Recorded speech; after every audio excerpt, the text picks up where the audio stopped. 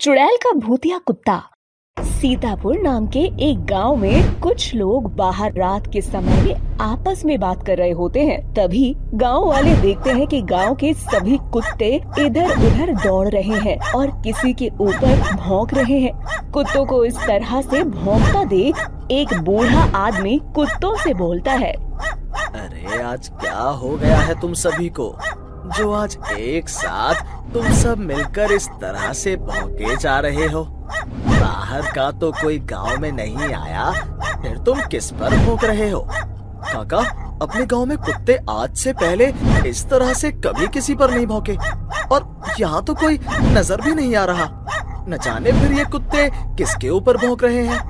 गांव वाले कुत्तों को शांत करवा ही रहे होते हैं कि गांव वाले देखते हैं एक एक करके सारे कुत्ते मर रहे हैं। ये देखकर गांव में हड़कंप मच जाता है। तभी उन्हें किसी चुड़ैल के हंसने की आवाज आती है।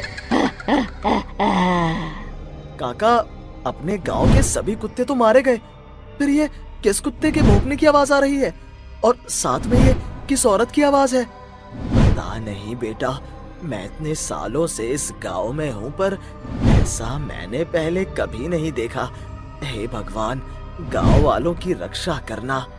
सभी गांव वाले वहाँ हो रही घटना के बारे में बात कर ही रहे होते हैं। तभी वहाँ एक चुड़ैल अपने भूतिया कुत्ते के साथ गांव वालों के सामने आती है। गांव वाले उस चुड़ैल और उसके भूतिया कुत्ते को देखकर डर जाते हैं और इधर उधर भागने लगते हैं। जिसके बाद चुड़ैल अपने भूतिया कुत्ते से बोलती है, मोती, तू बहुत भूखा है ना, जाकर अपना शिकार कर ले। जितने चाहे उतने इंसानों को मार कर खा जाना और मेरे लिए भी कुछ खाने को ले आना। और अगर शक्तियाँ कमजोर पड़ जाए तो बस मुझे एक बार आवाज लगा देना, फिर मैं उस इंसान को अपनी अपनी शक्तियों से मार दूंगी। चुड़ैल के ये बोलते ही कुत्ता गांव वालों के पीछे पड़ जाता है और एक एक करके गांव वालों को मारने लगता है और उनकी लाशों को खाने लगता है। ये सब कुछ गांव की एक औरत जिसका नाम नीरू होता है वो देख लेती है। ये देखकर नीरू के तो रोंगटे खड़े हो जाते हैं। वो खुद से बोलती है, हे भगवान, ये सब कुछ मैं क्या देख रही हूँ? हमारे गांव में ऐसी खतरनाक चुड़ैल और भूतिया कुत्ते का साया। इससे तो अब हमें केवल गुरुदेव ही बचा सकते हैं, परंतु मैं इस चुड़ैल और उसके भूतिया कुत्ते से सभी गांव वालों को कैसे बचाऊं? जिस तरह से ये दोनों मिलकर गांव वालों को मार रहे हैं, मुझे तो लग रहा है कि सुबह होने से पहले ही ये चुड़ैल और इसका भूतिया कुत्ता सभी गांव वालों को मार मार कर खा जाएंगे। ये दोनों सभी गांव वालों को खत्म करे उससे पहले मुझे चुड़ैल और इसके कुत्ते से बचकर गुरुदेव के पास जाना होगा और उन्हें यहाँ हो रही घटना के बारे में बताना होगा। इतना बोलकर नीरू चुड़ैल की नजरों से छुपते छिपाते अपने गुरुदेव के पास जाती है और उसे सारी घटना के बारे में बताती है। गुरुदेव एक हवन कुंड तैयार करते हैं और एक गोला बनाते हैं, जिसके बाद गुरुदेव पूजा करते हैं। अब वो चुड़ैल और उसका भूतिया कुत्ता गांव वालों को नहीं मार पाते। जिसके बाद चुड़ैल खुद से बोलती है, मैं और मेरा मोती गाँव वालों को क्यों नहीं मार पा रहे हैं? और हमें ये हो क्या रहा है? कौन सी शक्ति है जो मुझे अपनी ओर खींच रही है? अब चुड़ैल खुद को रोक नहीं पाती और गुरुदेव की शक्तियों से गुरुदेव की ओर खींची चली जाती है। कुछ देर बाद चुड़ैल अपने भूतिया कुत्ते के साथ उस गोले में आकर खड़ी हो जाती है। गुरुदेव उसके ऊपर कुछ मंत्र पढ़कर फेंकते हैं और उससे बोलते हैं, बता चुड़ैल, तू अपने भूतिया कुत्ते के साथ इस गांव में क्यों आई है और क्यों गांव वालों को परेशान कर रही है? आखिर क्यों तू इन सब की जान की दुश्मन बनी बैठी है? मैं यहाँ इन गाँव वालों को खत्म करने आई हूँ और इन गाँव वालों को मैं खत्म करके रहूंगी। मैंने इन गाँव वालों की इतनी मदद की, पर इन गाँव वालों ने क्या किया? मुझे और मेरे मोती को मरने के लिए छोड़ दिया, पर इन गाँव वालों ने मेरी कोई मदद नहीं की और मेरी जान चली गई। मैं इस गांव में अपने मोती के साथ रहा करती थी। मेरा नाम नीतू है, नीतू।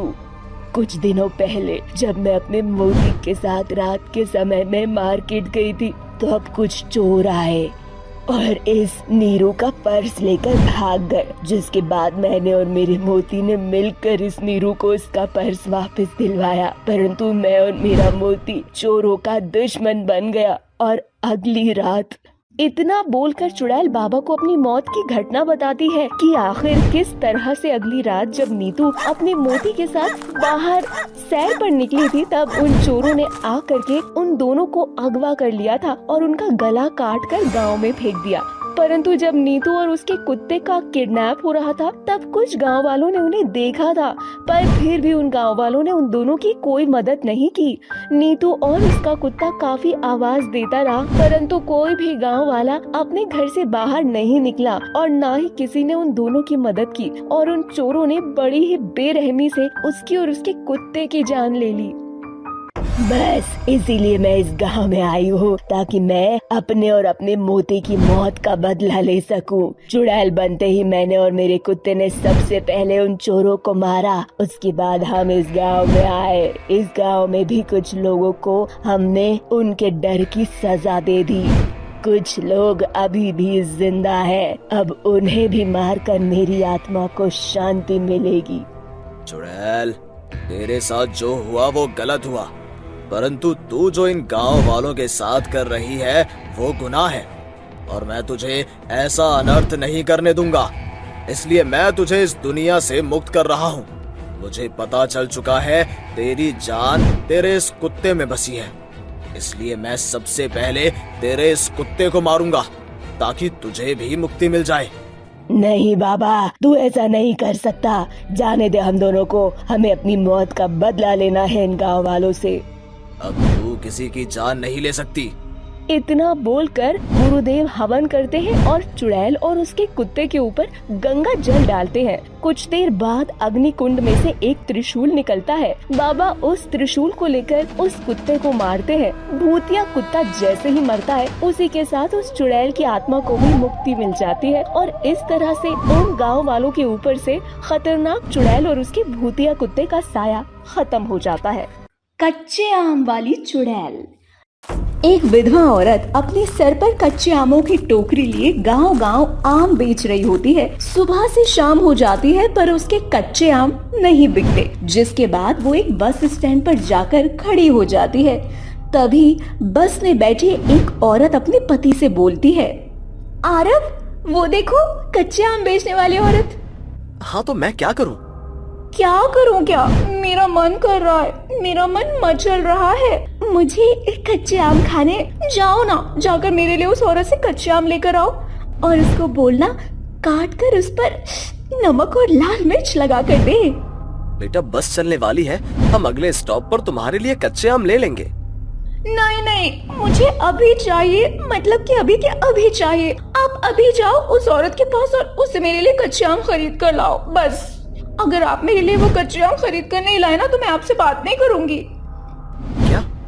अब आम तुम्हारे लिए इतना इम्पोर्टेंट हो गया कि तुम अपने पति से बात नहीं करोगी?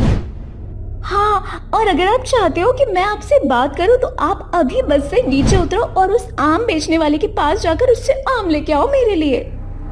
ना चाहते हुए भी अब आरव को बस से नीचे उतरना पड़ता है। अब आरव आम वाले के पास जाता है और उससे बोलता है, कच्चे आम कैसे दे रही हो? साहिब, बस 10 रुपए किलो।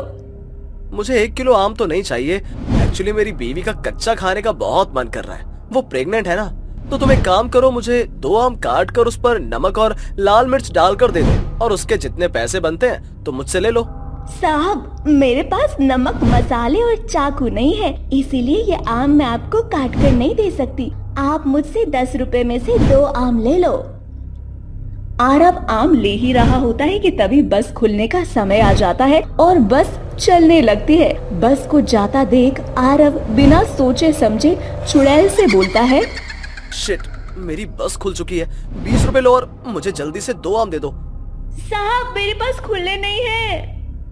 कोई बात नहीं, तुम इसे रख लो।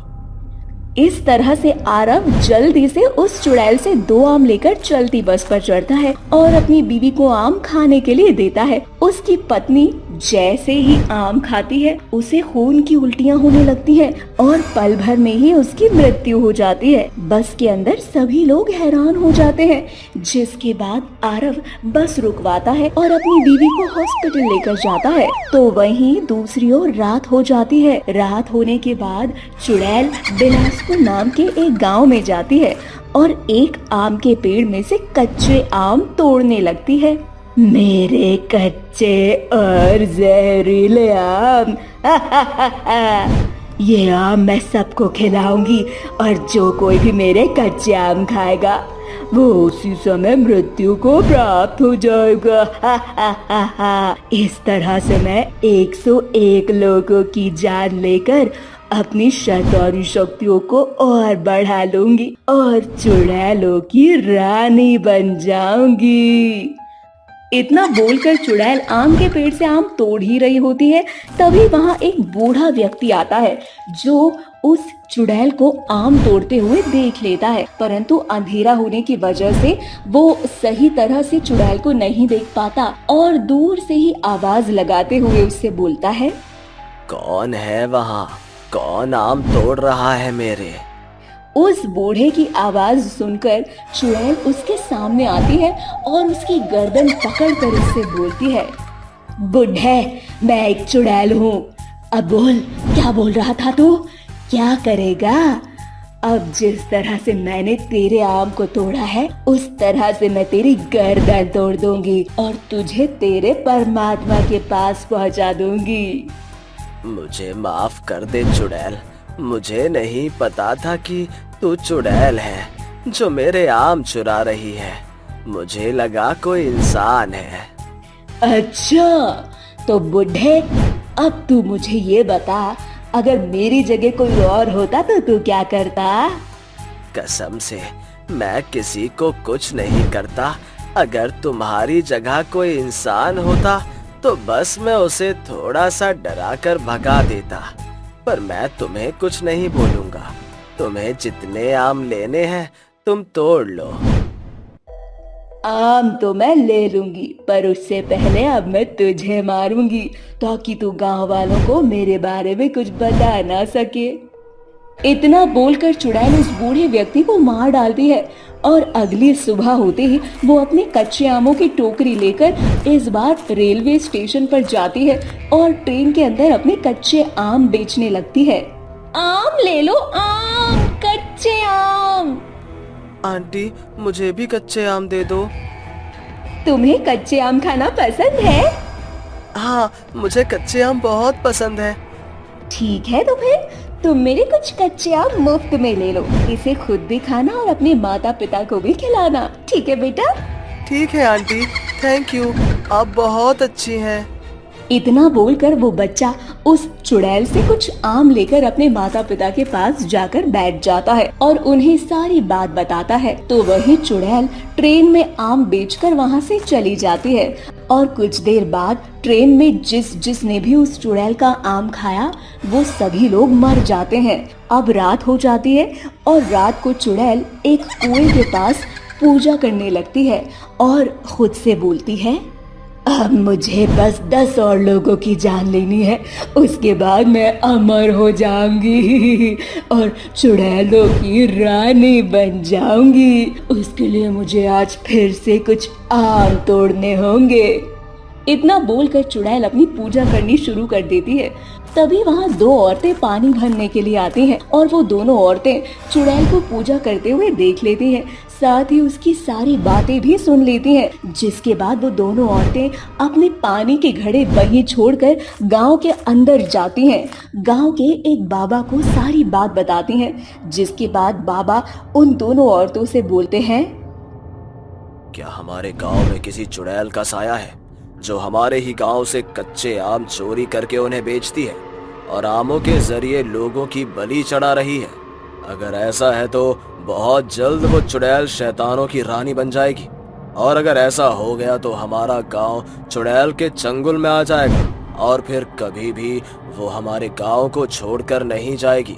वो कच्चे आम वाली चुड़ैल और उसका साया हमेशा के लिए हमारे गांव पर पड़ जाएगा। तभी तो बाबा, बिना कोई देरी किए तुरंत हम दोनों आपके पास आए हैं और सारी बात हमने आपको बता दी बाबा जी। अब बेकसूर लोगों की जान और हमारे इस गांव को आप ही बचा सकते हैं। यहाँ किसी को नहीं पता कि वो चुड़ैल हमारे ही बीच रहकर अपने कच्चे आमों के जरिए बेकसूर लोगों की जान ले रही है। तुम दोनों चिंता मत करो और मेरे साथ मशाल लेकर चलो। जब मैं तुम दोनों को बोलूं तब तुम दोनों उस मशाल को उस चुड़ैल के ऊपर फेंक देना। ठीक है बाबा जी। इतना बोलकर वो दोनों औरतें अपने हाथों में मशाल लिए बाबा के साथ जाती हैं, जहां बाबा उस चुड़ैल की पूजा को भंग कर देते हैं और चुड़ैल बाबा से गुस्से से बोलती है, तेरी इतनी हिम्मत कि तूने एक चुड़ैल की पूजा भंग करी, मैं तुझे नहीं छोड़ूंगी, मैं तुम सबको मार डालूंगी। आज हम नहीं चुड़ैल तू मरेगी, क्योंकि मुझे सब कुछ पता चल चुका है तेरे बारे में। इतना बोलकर बाबा उस चुड़ैल के ऊपर कुछ राख फेंकते हैं। राख के फेंकते ही चुड़ैल दर्द से तड़पते हुए जमीन पर गिर जाती है, जिसके बाद बाबा के बोलने पर वो दोनों औरतें अपनी मशाल चुड़ैल के ऊपर फेंक देती हैं और चुड़ैल के शरीर में आग लग जाती है। देखते ही देखते पल भर में वो चुड़ैल एक राख बनकर गायब हो जाती है, जिसके बाद बाबा उन दोनों औरतों से बोलता है, वक्त रहते हम लोगों ने इस कच्चे आम वाली चुड़ैल से अपना पीछा छुड़ा लिया, वरना ये चुड़ैल बहुत घातक साबित होती और इससे हमें कोई नहीं बचा पाता। जिसके बाद बाबा उन दोनों औरतों के साथ गांव में जाते हैं और सारी घटना गांव वालों को बताते हैं। साथ ही बाबा एक छोटी सी पूजा करके अपने पूरे गांव को बांध लेते हैं, ताकि फिर से कोई चुड़ैल उनके गांव में ना आ सके।